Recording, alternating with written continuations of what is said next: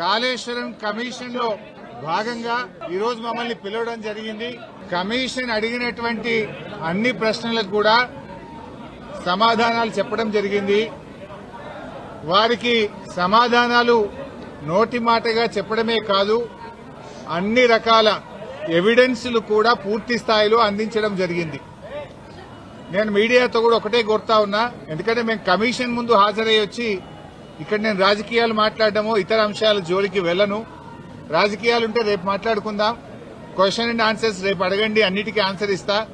But ఈ రోజు ఎందుకంటే కమిషన్ ముందు ఏం జరిగిందో మీకు కావాలి, ఎందుకంటే ఐ కెనాట్ మిస్గైడ్. లోపల ఒకటి చెప్పి బయట ఒకటి చెప్పడం అనేది తప్పవుతుంది. లోపల ఏం జరిగింది, కమిషన్ కు నేను ఏం చెప్పాననేటువంటి అంశాలు మాత్రమే మీ ముందుంచుతాను. మీకు మిగతా ఎన్ని క్వశ్చన్స్ ఉన్నా, ఎన్ని పొలిటికల్ గా కావాలన్నా రేపు మాట్లాడుకుందాం. Today I will not speak any politics. ముఖ్యంగా మొట్టమొదలు తమ్మిడిహట్టి నుంచి మేడిగడ్డకు ఎందుకు మార్చారు అనే దాని మీద చాలాసేపు డిస్కషన్ జరిగింది. దానికి నేను సవివరంగా సమాధానం చెప్పడం జరిగింది. ముఖ్యంగా కొత్తగా ఏర్పడ్డ తెలంగాణ ప్రభుత్వం తమ్మిడిహట్టి దగ్గరే దాన్ని కట్టడానికి అన్ని రకాల ప్రయత్నం చేశాము. నేను ఇరిగేషన్ మంత్రి అయినప్పుడు రివ్యూ చేసుకుంటే ప్రాణహిత చేవెళ్ల ప్రాజెక్టును 7 భాగాలు 28 ప్యాకేజీలుగా నిర్ణయించి టెండర్లు పిలిచి పనులు ప్రారంభించారు.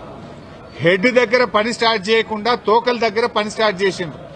ఎక్కడైతే నీళ్లు డ్రా చేయాలో, ఎక్కడైతే తమ్మిడిహట్టి దగ్గర నుంచి నీళ్లు తేవాలో అక్కడ నుంచి పని ప్రారంభించకుండా ఎక్కడెక్కడో కాలువలు టన్నెలు తవ్వారు.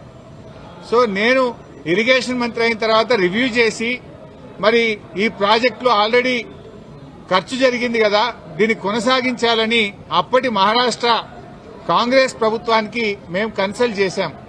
హసన్ మిష్రిఫ్ గారు కర్ణాటక ఇరిగేషన్ మినిస్టర్ గా ఉంటే ఆయన దగ్గరికి ప్రభుత్వం ఏర్పడ్డ నెల రోజులకే వెళ్లి, మీరు దయచేసి మాకు అనుమతి ఇవ్వండి, మేము ఇక్కడే మహారాష్ట్ర ప్రభుత్వానికి మేము కోరాం, దయచేసి మాకు అనుమతి ఇవ్వండి, మేము మా వాళ్ళు మాకంటే ముందున్న ప్రభుత్వం మరి తమ్మిడిహట్టిని నిర్ణయించుకొని ఆల్రెడీ పనులు ప్రారంభించారు, 28 ప్యాకేజీలకు టెండర్లు పిలిచారు, మమ్మల్ని ఇక్కడ కట్టుకోవడానికి అనుమతి ఇవ్వండి అని అప్పటి మహారాష్ట్ర కాంగ్రెస్ మంత్రి, నీటిపారుదల శాఖ మంత్రి హసన్ మిష్రిఫ్ గారిని కోరాం. ఆ మినిట్స్ ఆఫ్ ద మీటింగ్ కూడా కమిషన్ కి అందించాను. ఆనాడు ఇరిగేషన్ మంత్రిగా ఉన్నటువంటి మిష్రిఫ్ గారు చాలా స్పష్టంగా ఏం చెప్పిందంటే, మేము 7 ఏళ్లుగా ఇక్కడ కట్టడానికి ఒప్పుకోలేదు, మా రాష్ట్రంలో ధర్నాలు ఉద్యమాలు జరుగుతా ఉన్నాయి, మేము 152 మీటర్ల దగ్గర ఒప్పుకోలేము. ఈ విషయం మీద మా ముఖ్యమంత్రి పృథ్వీరాజ్ చౌహాన్ గారు మీ ముఖ్యమంత్రి కిరణ్ కుమార్ రెడ్డికి ఇప్పటికే లేఖ రాశారు అని ఆ లేఖ నాకు అందించారు. ఆ లేఖని ఇప్పుడు కమిషన్ దృష్టికి తీసుకుపోయాను నేను. ఆ లేఖలో ఏముందంటే, మీకు మీరుగా నిర్ణయించుకొని పనులు ప్రారంభిస్తే మీరు చేసే ఖర్చు, మీరు చేసే డబ్బు ఏదైతే ఖర్చు చేస్తుందో అదంతా వృధాగా మారే అవకాశం ఉంది అని పృథ్వీరాజ్ చౌహాన్ గారు మన రాష్ట్ర ముఖ్యమంత్రికి రాసిన లేఖను ఆనాటి కాంగ్రెస్ మంత్రి నాకు ఇచ్చారు. అంటే మీరు ఇట్లా పోతున్నారు, తప్పు అనే విషయం, ఆ విషయం కూడా కమిషన్ దృష్టికి తీసుకుపోయాం. ఎట్ ద సేమ్ టైం ఒక 5-6 మీటింగ్లు జరిగినాయి మహారాష్ట్ర తెలంగాణ మధ్య. 5-6 మీటింగ్లు మినిస్టర్ లెవెల్లో, ఇంజనీర్ల లెవెల్లో. ఫైనల్ గా ముఖ్యమంత్రి కేసీఆర్ గారు స్వయంగా మహారాష్ట్రకు వచ్చి మహారాష్ట్ర ముఖ్యమంత్రి ఫడ్నవీస్ గారితో జరిగిన చర్చల మొత్తం సారాంశాన్ని వారికి చెప్పే ప్రయత్నం చేశాం. ఎందుకంటే అనేక ప్రయత్నాలు చేశాం. మహారాష్ట్రలో కాంగ్రెస్ ప్రభుత్వంపై బీజేపీ ప్రభుత్వం వచ్చింది. అప్పుడు గిరీష్ మహాజన్ గారు నీటిపారుదల శాఖ మంత్రిగా ఉంటే 2015 జనవరిలో నేను వెళ్లి గిరీష్ మహాజన్ గారిని కూడా, మీరు ఎంత నష్టపరిహారం అడిగినా ఇస్తాము, దయచేసి మాకు ఉద్యమాల్లో నుంచి వచ్చిన ప్రభుత్వం, నీళ్ల కోసమే తెలంగాణ ఉద్యమం జరిగింది, నీళ్లే మాకు జీవాధారం, మాకు తమ్మిడిహట్టి దగ్గర అనుమతించండి అని గిరీష్ మహాజన్ గారిని కూడా కోరాం. ఆయన కూడా ససేమిరా అన్నారు.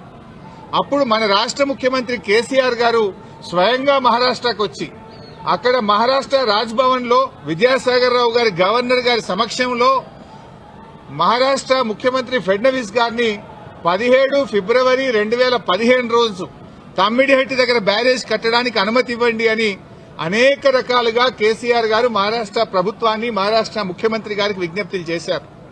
అయినా వారు ససేమిరా అన్నారు. ఫడ్నవీస్ గారు మాట్లాడుతూ, మాకంటే ముందు 7 ఏళ్లు కాంగ్రెస్ ప్రభుత్వం ఉండే, 7 ఏళ్లు కాంగ్రెస్ ప్రభుత్వం తమ్మిడిహట్టి దగ్గర ఒప్పుకోనప్పుడు ఇవాళ నేను బీజేపీ గవర్నమెంట్ ఆ రోజు తమ్మిడిహట్టి దగ్గర కట్టొద్దని నేనే ధర్నాలు చేసినా పోరాటాలు చేసినా ఇవాళ నేనెట్లా ఒప్పుకుంటా రాజకీయంగా అది ఎట్లా సాధ్యమైతుంది ఒప్పుకునే ప్రశ్నే లేదని ఆ రోజు కరాఖండిగా మహారాష్ట్ర ముఖ్యమంత్రి గారు కేసీఆర్ గారికి చెప్పారు. 7 ఏళ్లు మహారాష్ట్రలో కాంగ్రెస్, ఢిల్లీలో కాంగ్రెస్, మన దగ్గర కాంగ్రెస్, 3 చోట్ల కాంగ్రెస్ ప్రభుత్వం ఉన్నా తమ్మిడిహట్టి దగ్గర బ్యారేజీలకు ఒప్పించడంలో, అగ్రిమెంట్ చేయడంలో, పనులు చేయడంలో ఆనాటి కాంగ్రెస్ ప్రభుత్వం పూర్తిగా ఫెయిల్ అయింది. నాటి కాంగ్రెస్ ప్రభుత్వంలో ఉత్తమ్ కుమార్ రెడ్డి, కోమటిరెడ్డి వెంకటరెడ్డి, శ్రీధర్ బాబు వీళ్లే తెలంగాణ ప్రాంతం నుంచి మంత్రులుగా ఉన్నారు. మీరు పట్టించుకోలే, 7 ఏళ్లు మీరు చేయలే. బట్ అయినా మేము అన్ని రకాలుగా ప్రయత్నం చేశాం. ఇంత మధ్యలోనే ఈ సమయంలోనే సెంట్రల్ వాటర్ కమిషన్ తమ్మిడిహట్టి దగ్గర నీళ్లు లేవు అని 2 లేఖలు రాసింది. 2 లేఖల్లో స్పష్టంగా అక్కడ నీటి లభ్యత తక్కువ ఉంది, మీరు ప్రత్యామ్నాయం చూసుకోండి అని మనకు కేంద్ర సిడబ్ల్యూసి మనకు చెప్పడం జరిగింది. అదేవిధంగా అదే సిడబ్ల్యూసి మీరు కట్టిన రిజర్వాయర్లు తక్కువ ఉన్నాయి, రిజర్వాయర్ల సంఖ్య పెంచుకోండి అని కూడా చెప్పింది. ఇవన్నీ లెటర్లు కూడా ఈరోజు కమిషన్ కి ఇచ్చాం. సిడబ్ల్యూసి నుంచి వచ్చిన 3 లేఖలు ఈరోజు కమిషన్ కి ఇచ్చాం. అప్పుడు కూడా కేసీఆర్ గారు ఒకవైపు మహారాష్ట్ర ఒప్పుకోవడం లేదు, రెండవ వైపు నీళ్లే లేవు. ఈ పరిస్థితుల్లో ఏం చేయాలని కేంద్ర ప్రభుత్వ సంస్థ వ్యాప్కోస్ కు కేసీఆర్ గారు మరి ఏం చేయాలో ప్రత్యామ్నాయం సూచించండి అని వ్యాప్కోస్ కు మేము ఇవ్వడం జరిగింది. వ్యాప్కోస్ ఎవరో అల్లాటప్ప సంస్థ కాదు, అది సిడబ్ల్యూసీలో అంతర్భాగము, కేంద్ర జలవనరుల శాఖలో అంతర్భాగము. ఆ వ్యాప్కోస్ కి ఇస్తే వ్యాప్కోస్ లైడార్ సర్వే చేసి డీటెయిల్డ్ గా ఎగ్జామిన్ చేసి మాకు మేడిగడ్డ దగ్గర నీటి లభ్యత ఉంటది, అక్కడ ప్రాజెక్టు కట్టుకోండి అని వ్యాప్కోస్ అనే సంస్థ చెప్పింది. ఆ వివరాలు కూడా కమిషన్ కి అందించాం. సో వ్యాప్కోస్ నివేదిక మేరకు, సెంట్రల్ వాటర్ కమిషన్ సూచనల మేరకు మహారాష్ట్ర ఒప్పుకోకపోవడం వల్ల మన ఇంజనీర్ల రికమెండేషన్ మేరకు ఆనాడు రాష్ట్ర ప్రభుత్వం నీళ్లు లేని చోట నుంచి నీళ్లున్న చోటకు మేడిగడ్డ ప్రాజెక్టుకు రూపకల్పన చేశాం. మీరు ఆనాడు నీళ్లు లేని చోట ప్రాజెక్టు ఇరికిచ్చే ప్రయత్నం చేసినారు. 7 ఏళ్లలో మహారాష్ట్రాన్ని ఒప్పించలేకపోయారు. అక్కడ వైల్డ్ లైఫ్ ప్రాజెక్టు కూడా ఉంది, చాప్రాల్ అనే వైల్డ్ లైఫ్ ప్రాజెక్టు కూడా తమ్మిడిహట్టి దగ్గర ఉంది. వైల్డ్ లైఫ్ ప్రాజెక్టుకు అనుమతి రావాలంటే 10 ఏళ్లు అవుతుంది.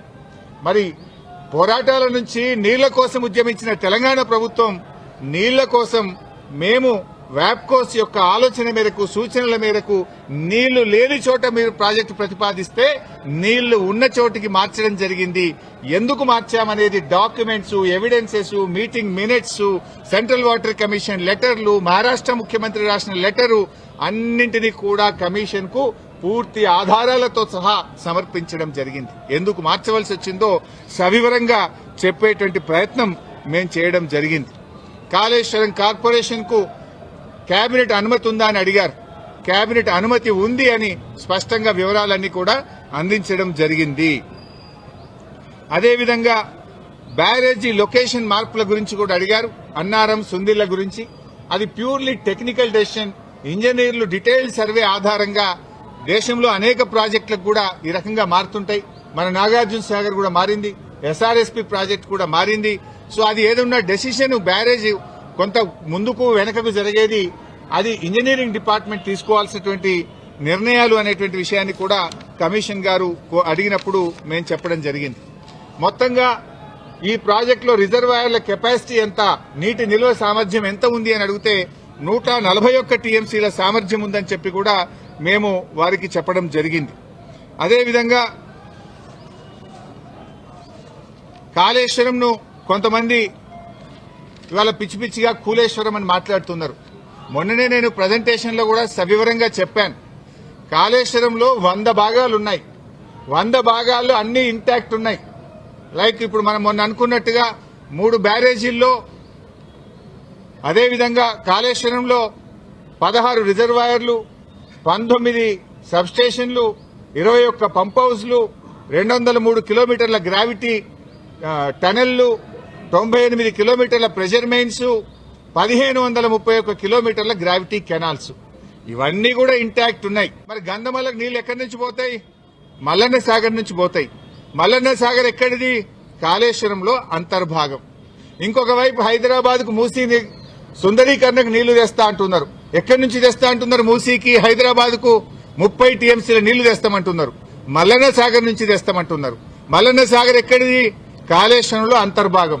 అంటే ఇంత స్పష్టంగా ఒకవైపు ప్రభుత్వమే కాళేశ్వరం మీద ఆధారపడి హైదరాబాద్ కు 30 టీఎంసీల నీళ్లు తేవడానికి టెండర్లు పిలుస్తుంది. ఇంకొక వైపు మల్లన్న సాగర్ మీద ఆధారపడ్డ గంధమల్లకు టెండర్లు పిలిచి ముఖ్యమంత్రి శంకుస్థాపన చేస్తారు. ఇంకొక వైపు కాళేశ్వరం కూలింది, కుప్పగూలింది, కాళేశ్వరం లేదు అంటారు. అంటే ఇవాళ ప్రభుత్వం డొల్లతనం పూర్తిగా బయటపడ్డది. ఎప్పటికైనా కాళేశ్వరమే తెలంగాణకు లైఫ్ లైన్, జీవధార అనేది ఇవాళ ప్రజలకు స్పష్టమైంది.